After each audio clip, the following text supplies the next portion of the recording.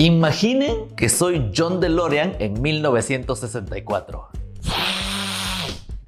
¡Ay, papantla, tus hijos vuelan! ¡Vámonos, perras! Y si agarramos el Pontiac y lo volvemos más grande y le podemos poner otro nombre y que se llame Gran Turismo Homologato. Yo soy Juancho Carbono y esta es la historia del Pontiac GTO. Bienvenidos a la Autoteca.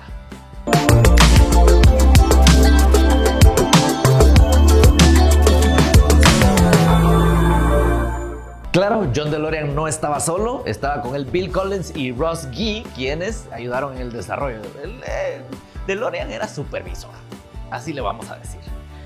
¿Están trabajando? Así es, señor Simpson. ¿Podrían trabajar más fuerte? A la orden, jefe. Díganme, Homero.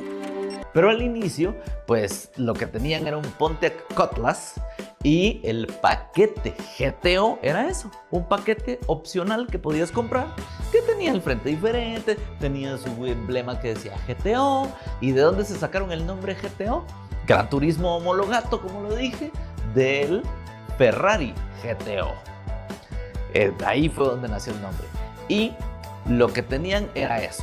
Luego, ya en el 65 se convirtió en empezó a crecer, la gente se empezó a interesar y muchos dicen que ese fue el primer muscle car de la historia.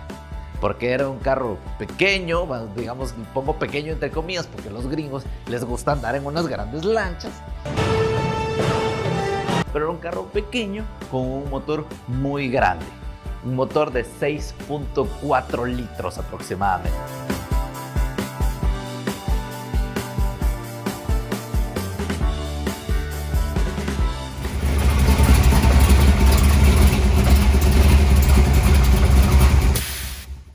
En 1974 fue DeLorean quien se le ocurrió la idea, o al menos eso dice él, y agarraron el Pontiac Tempest y le hicieron un paquete adicional. Entonces podías comprar tu Pontiac Tempest o el Pontiac Tempest GTO. Ahora, tenías ese nuevo carro, pero ¿qué pasó al año siguiente? Mejoró. En 1965, el carro, ese motor V8 ya llegaba a los 320 caballotes de fuerza. Y eso era gracias a un paquete que podías comprar adicional que tenía 3 carburadores. Sí, recordemos una época en la que los carros todavía usaban carburador y chupaban gasolina como albañil en quincena. Ya con este me despido. En 1966 ya recibió una nueva carrocería de estilo fastback y entonces ya empezó a tener un look más característico. Ahí ya se separó del Tempest y ya era su propio modelo. El Pontiac GTO era un modelo y yo soy independiente y yo me mando solo y yo vengo a la hora que quiera, ¿viste, mamá? Y entonces doña Pontiac le dice, haz lo que querrás. Y como buen niño malcriado, lo siguieron recompensando porque al año siguiente el motor llegó a las 400 pulgadas cúbicas. Es un motor 6.6 de 6.600 centímetros cúbicos. Eso es lo que tiene un camión, o sea, es un motor enorme. Y ahí, desde que salió el Pontiac GTO, cuando era una opción, hasta ahora y en el futuro para esta historia, siempre fue popular en el circuito de carreras, especialmente el cuarto de milla.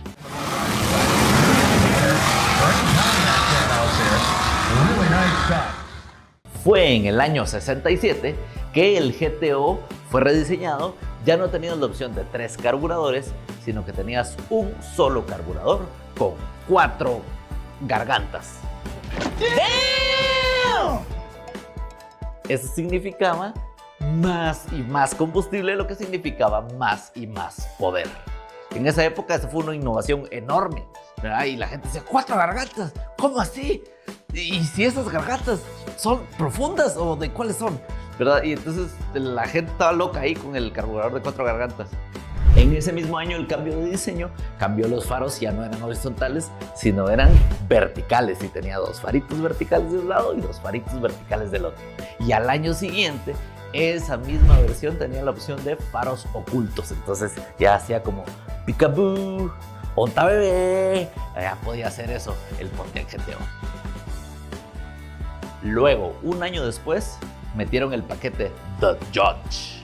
The Judge era un paquete en el que el carro tenía un diseño mucho más agresivo, un color naranja y unas letras en un costado que decían The Judge, el juez, que ustedes si ven el diseño de las letras se ve que si se pudieran meter ácidos lo harían. Es muy de los 60, es muy de los 70, muy groovy.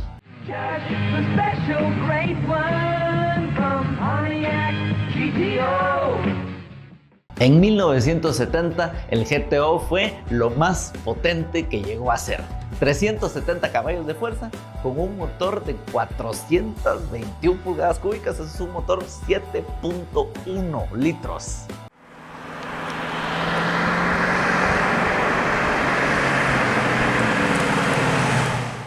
Ese fue el pico, gente. Este fue el punto más alto. Ese fue donde Ícaro llegó, se acercó al cielo y sus alitas de ceras le empezaron a derretir.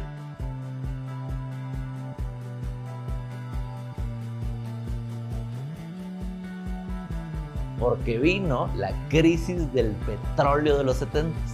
Y entonces todo el poder de todos los carros empezó a bajar y a bajar y a bajar. Y todo el mundo estaba loco con la economía de los carros y de la gasolina. Sí, qué problema, ¿no? ¿Me disculpas un momento?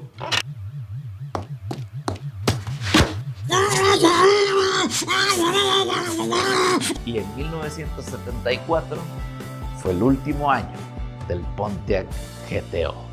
Se descontinuó.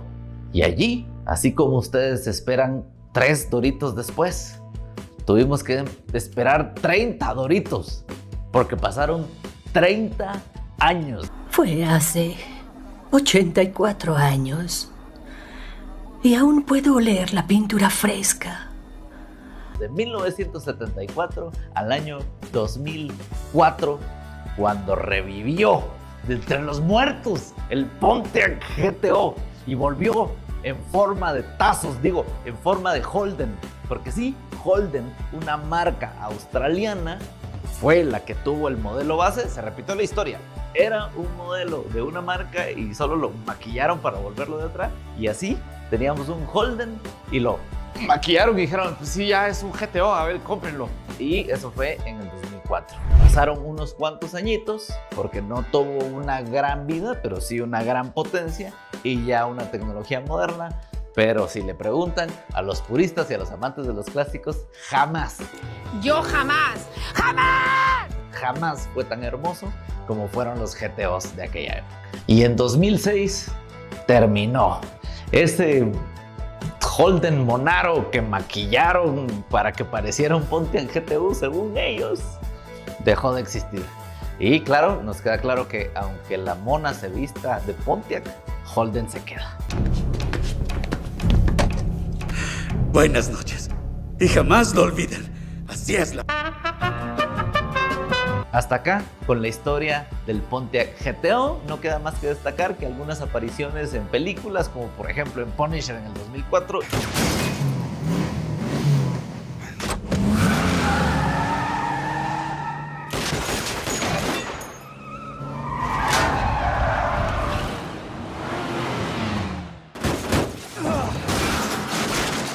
y por supuesto la película Triple X, manejada por nuestro señor y salvador Vin Diesel, que llamó muchísimo la atención. Ese Pontiac está precioso.